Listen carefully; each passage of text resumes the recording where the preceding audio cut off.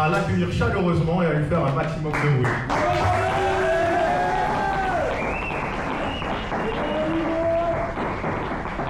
Bonsoir à tous, déjà merci à tous d'être là. Vous pouvez vous applaudir parce que vous êtes là, c'est magnifique.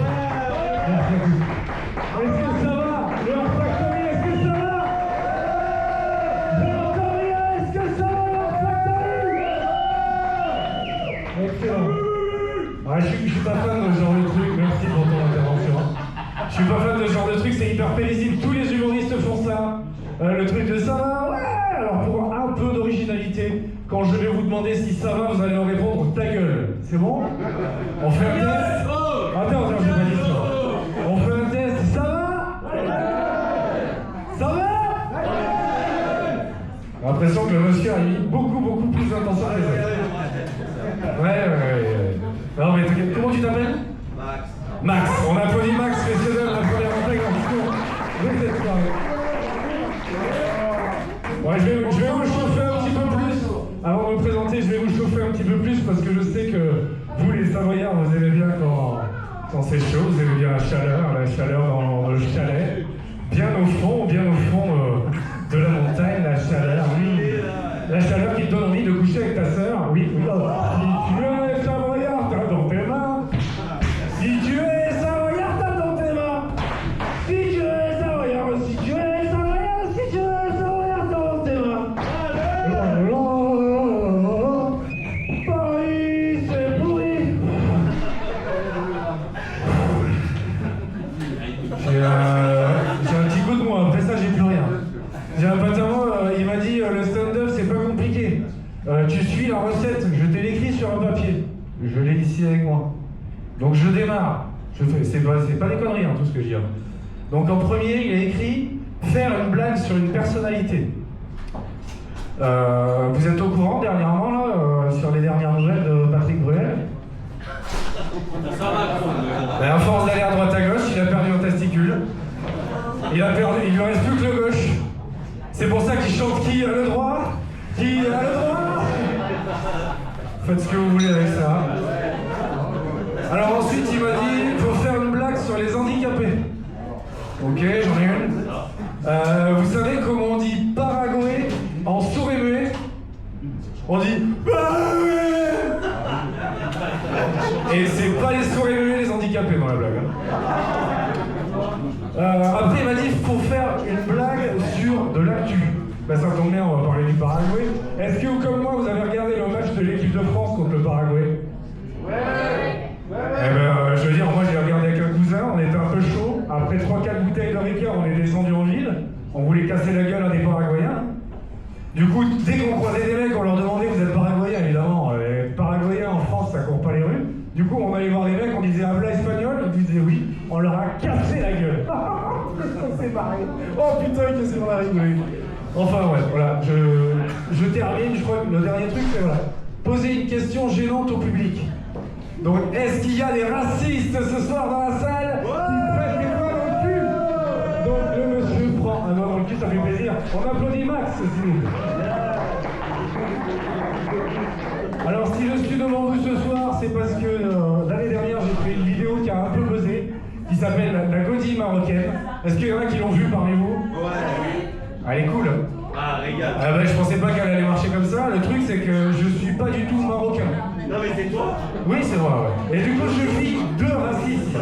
Celui, ben, le normal, hein, le français, hein, LCI, CNews, voilà. Et je vis aussi le racisme des Français d'origine marocaine qui pensent que je me moque des Marocains, alors que pas du tout. Parce que j'ai assez de matière pour me moquer de moi-même. Donc je me présente, je m'appelle Joris, Alexandre, Marius, Noémie Divertrand. Si je vous dérange, vous me le dites, hein. N'hésitez pas. Je m'appelle Joris, Alexandre, Marius, Noémie Divertrand. Zéro blague, c'est vraiment mon nom. Et avec un nom pareil, vous devez vous dire, le gars est peut-être descendant de bourgeois ou... Mais pas du tout. Pas du tout. Pas du tout. Exactement. Mes parents, mon frère et ma sœur. Non, mon père, du côté de mon père, les deux grands-parents sont malgaches. Alors, je sais pas si vous avez des malgaches dans votre entourage, c'est une vraie saloperie. Hein. C'est du chien dans le malgache. Tu le poses par terre, il y a de tout dans le malgache. Du chien, du requin, du lapin, il y a de tout. De l'indien, de l'asiatique, il y a de l'africain, il y a de l'européen. C'est une salope, ça te pète à la gueule le une saloperie. Personne ne veut goûter, c'est un cocktail de dehors. Tu dis, ouais, ça a l'air pas mal. Non, c'est très mauvais. Et pour être honnête avec vous, je me méfie de moi-même. Ah non, mais attention, le malgache est extrêmement dangereux. Selon CNews, le malgache, c'est pas bien. Vous savez pourquoi? Parce que la plupart des malgaches, ils sont musulmans. Et ouais, et le musulman, ça te pète à la gueule, c'est ce que je disais tout à l'heure. Si tu suis tous les clichés, le malgache, il arrive au pied de l'arbre, il monte dans l'arbre, il fait de la street food indienne, répare des iPhones, boit du vin rouge, il descend de l'arbre et il vole l'arbre. Merci, vous pouvez applaudir hein, si vous voulez.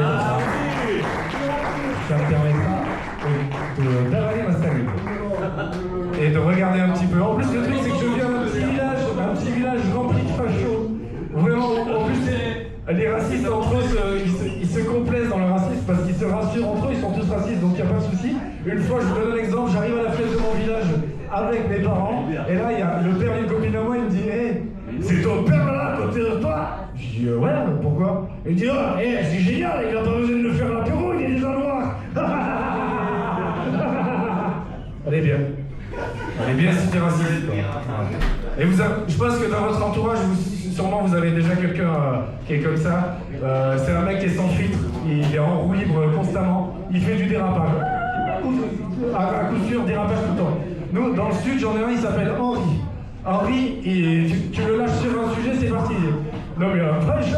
Ah mais alors, tu regardes, l'équipe de French, il n'y a que les Noirs. Dans le bâtiment, il n'y a que les Arabes. Et au gouvernement, il n'y a que des PD et des mecs qui protègent les pédophiles. Non mais non, j'ai raison, j'ai pas raison. Alors, non mais j'ai décollé. Non mais tu vois, c'est le bordel. Et le gars, tu ne l'arrêtes plus, il est en roue libre, sans aucun filtre. Mais attention, et après, il n'y a plus de pognon, il n'y a plus de pognon dans la justice, dans les hôpitaux, il n'y a plus de pognon dans la police, et on paye, plus on paye, moins il y a de services. Non mais ça, il part où l'argent? J'ai une théorie là-dessus.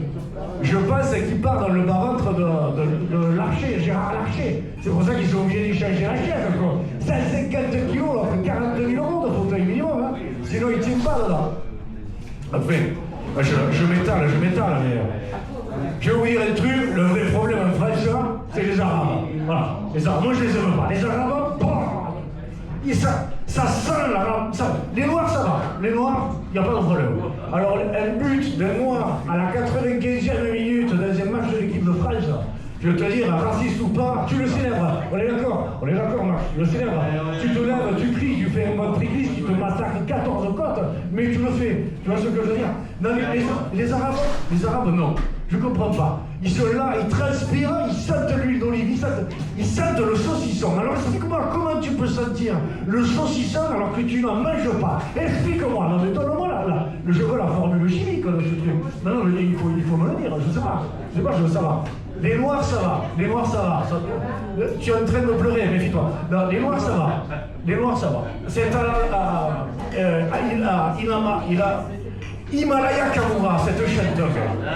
Je l'adore. Jaja, elle te fait hyper des trucs comme ça. Je me régale. Je l'adore cette. Alors, sans dire, attention, dans le rap, je préfère Dortandré et Snoop Dogg, évidemment. Ce sont des très très grands chanteurs.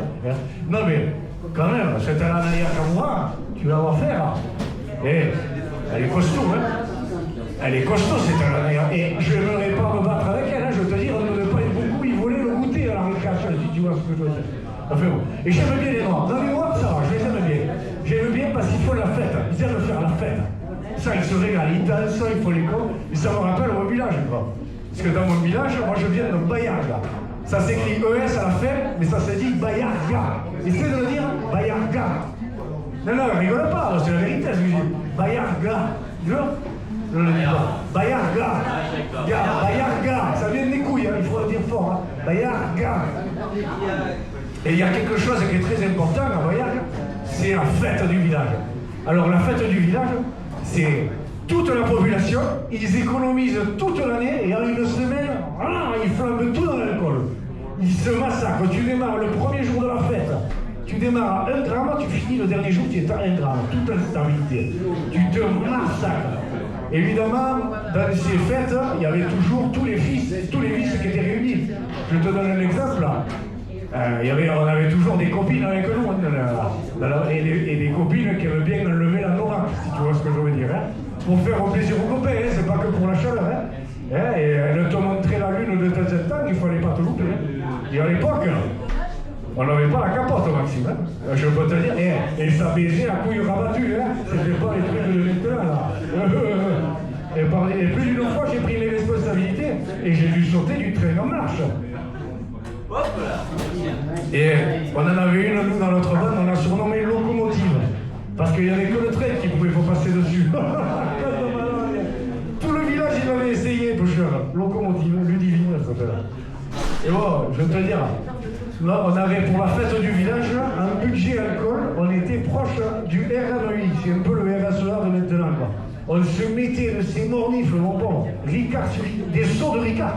Ah ben c'est simple, si je devais mesurer le temps qui me reste à vivre, alors, avec tout ce que j'ai bu comme alcool, normalement je suis mort dans 10 minutes, tu vois. Enfin bon, voilà, tout ça pour dire qu'on a tous choisi, avec nos collègues avec qui on faisait affaire, des chemins différents. Et un beau jour, il fallait bien qu'il y en ait certains qui se marient. Et la fameuse locomotive, il fallait bien qu'elle se marie. Et c'est moi qui l'ai mariée. Voilà. Ah, bravo. Merci de m'avoir écouté.